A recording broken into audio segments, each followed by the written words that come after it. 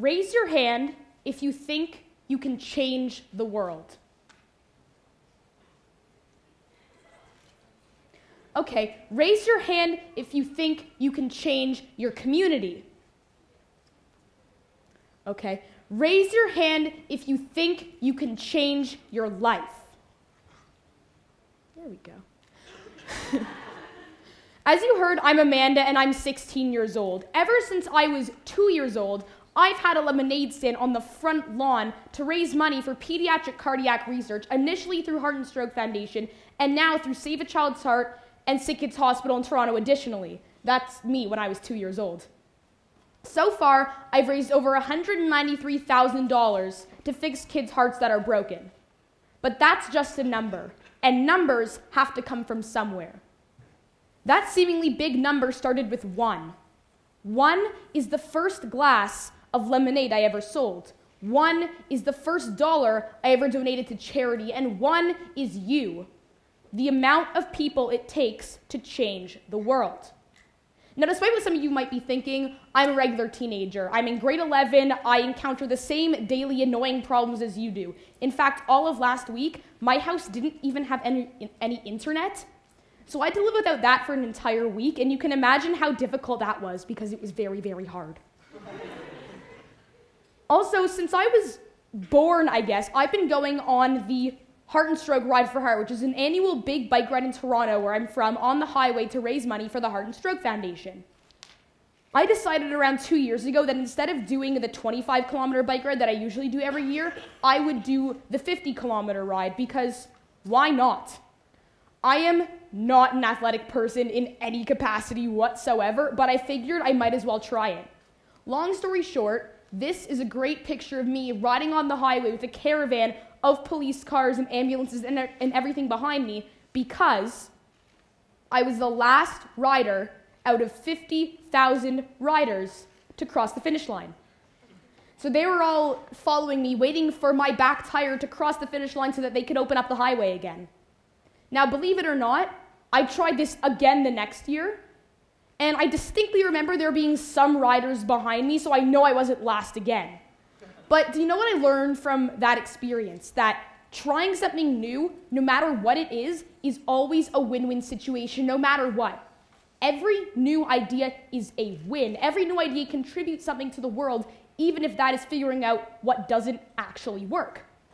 And I think that's why my lemonade stand happened when I was so little, when I was 2 years old, because at that age, failure simply wasn't an option. Because I hadn't grasped that concept yet. I didn't understand that sitting on the front lawn with a wooden table, Dixie cups, a Fisher-Price pitcher of lemonade, I didn't understand that I could potentially fail. But luckily, we were very successful that year, and I ended up raising $500.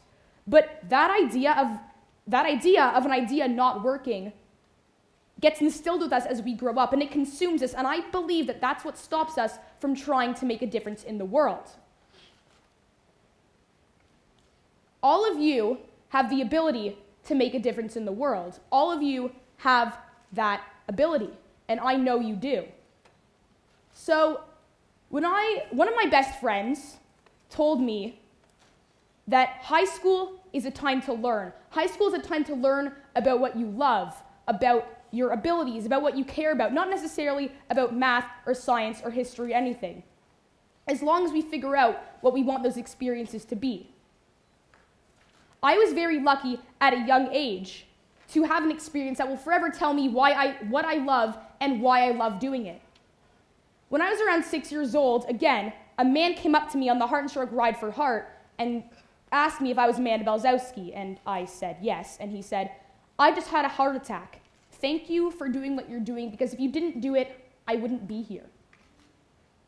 Those words have stuck with me every single day since. And those are pretty heavy words to place on a 6-year-old. But I have an 8-year-old brother, Joshua, and you've probably all met him. He's an absolute powerhouse at making a difference in the world, and he's a really good business card hander-outer, so you've probably all received a business card. I passed on my lemonade stand to him when he was around 2 years old, and he's taken on that task with such passion that it intimidates me sometimes. I mean, he is the CEO of Amanda's Lemonade Stand, and he's so good at what he does. Hi, buddy.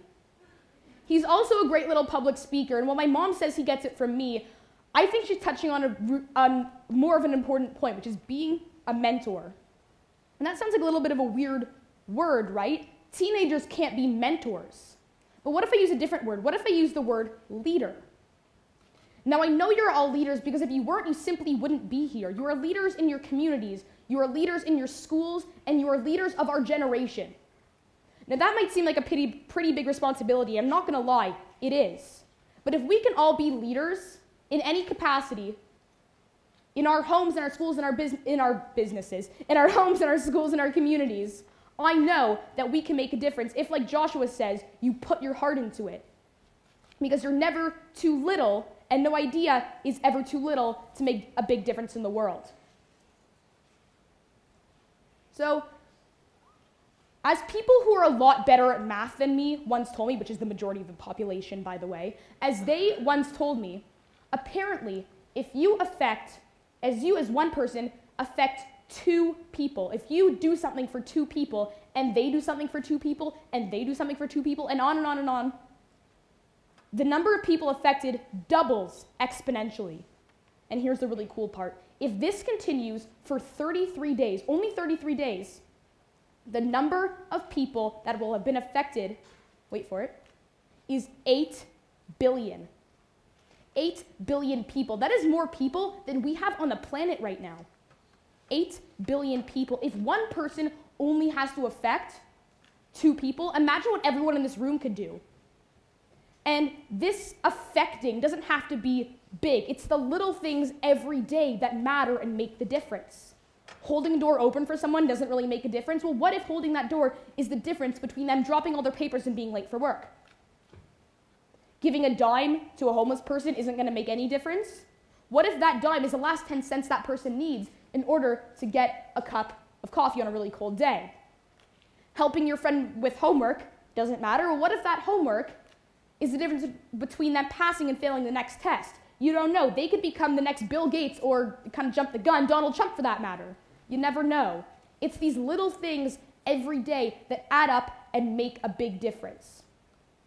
All of you need to inspire one person. If you inspire your mother and you inspire your teacher and you inspire the crossing guard at your community center, no matter what you're inspiring them to do, you are making a difference in their life. Plant that seed of inspiration inside someone you know. Plant that seed. Be that mentor to someone. Be that leader. And watch that seed grow. But watching that seed grow doesn't seem like it's enough anymore. You have to watch the seed grow, but then you have to help it grow into a tree. Sure, I can plant a seed of inspiration inside someone, but without water and sunlight and stimulation, it's not going to grow. So you have to help it. A couple years ago, I created a course called the Nothing's Impossible course, and I took in a bunch of kids and I taught them the hands-on ways of making a difference in the world. And obviously, I'd like to do that course over and over and over again as many times as I can. I love to do that. But I am only one person. But there are 101 of us in this room. 100 of you and 1 of me. I'm slightly outnumbered here. But we're 101 people together. So imagine what we can do. Gathering a group of 101 like-minded, eager individuals with a passion for learning and doing is exactly what society needs. Society needs us. And I think that what the story of the man on the ride really teaches me is what I love doing and why I love doing it. It also teaches me the extreme sense of self-gratification you get from making a difference in the world. Obviously, we don't do good things to get good things back, but I believe that if you channel that feeling that you get when you help someone else, if you channel that, it will set you on a lifelong path for making a difference in the world. That's what will guide you, because that feeling is unlike anything that you can get anywhere else. So the man on the ride story teaches me what I love, why I love doing it. And I think all of you need to find that thing that you love, and it can come from anywhere. You have to plant that seed. But how do we actually go about doing that? Well, I also set up something called the Nothing's Impossible Challenge, which had a bunch of different categories in it that encouraged people to come out and in their communities and do small acts every day that would make a difference. And those are just a springboard, because how we plant that seed is we need one idea. One idea. You only need one idea. Your idea plus yours and everyone's and mine equals 101. 101 ideas. 101 ideas for passing it forward. Now, I don't know how many of you have heard of the SMART goal setting system, but just in case you haven't, it's a way to set goals for yourself and make sure that you carry out those goals. So S is for specific, M measurable, A attainable, R relevant, T time-bound, etc. If we plant that seed, if we use the SMART initiative, and if we plant that seed, we can create 101 ideas. And in keeping with the time-bound, I challenge all of us to come up with 101 ideas collectively in 101 days. 101 days from now is June 2nd.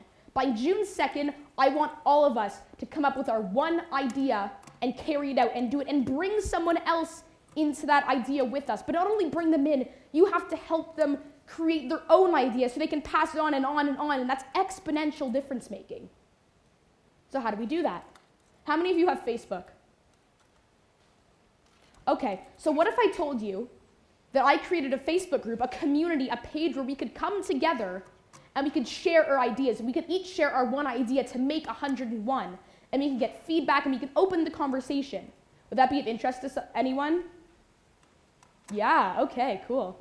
So I call it SMART Ideas for Passing It Forward. So I want all of you, you don't have to go home. In our next break, you could take out your devices and you can go like the page and we can start the conversation of giving back to the world. We can start being mentors to the world, guys. We can be mentors to everybody. We have to come up with our idea that will bring someone else in and help them carry out their idea. We have to do the idea. Relating back to my challenge had 6 different categories: conserving, volunteering, helping, fundraising, learning and sharing, and random acts of kindness. And obviously, I've focused on the fundraising component for most of my life, but that doesn't mean I don't do a little bit of everything else. I like to explain it by using the food groups. We all know that we need to eat a little bit of every food group to be healthy, just like you need to do a little bit of every kind of making a difference. If you only do one kind of making a difference, you're going to get sick of it. And if you eat only one food group, you're going to get sick. It's the same sort of idea. You guys want an example? So here's my one idea to contribute to our 101. I don't typically involve, for some reason, my school in my whole Lemon Stalk initiative. It's sometimes really hard for me to reach out to the people closest to me and the people I interact with on an everyday basis. So for my one idea, I've decided that I'm going to try to inspire more than one person. I'm going to try to inspire my school. I'm going to try to hold a school assembly, which is very much outside my comfort zone, believe it or not. I'm going to try to hold a school assembly, teach them about what I do, why I do it, and hopefully involve them in our 101 in our community. Obviously, you do not have to go out and hold a school assembly. If you have the resources and if you want to, by all means, go out and hold that school assembly. Share it on the Facebook page so we can help you and tell us how it went and everything, and I'm sure everyone will love to hear about it. But you don't need to do that. You only need one idea, and you only need to affect and change and help one person. One person, that's all. I promise you that in keeping with the SMART theme of setting your goal, if you affect one person, you're going to change their life, and your life is going to change. So I'll ask you one more time. Are you going to change your life? Yes. Are you going to change your community? Yes. Are you going to change the world? Yes. Because I know you can, and I know that you will. Thank you.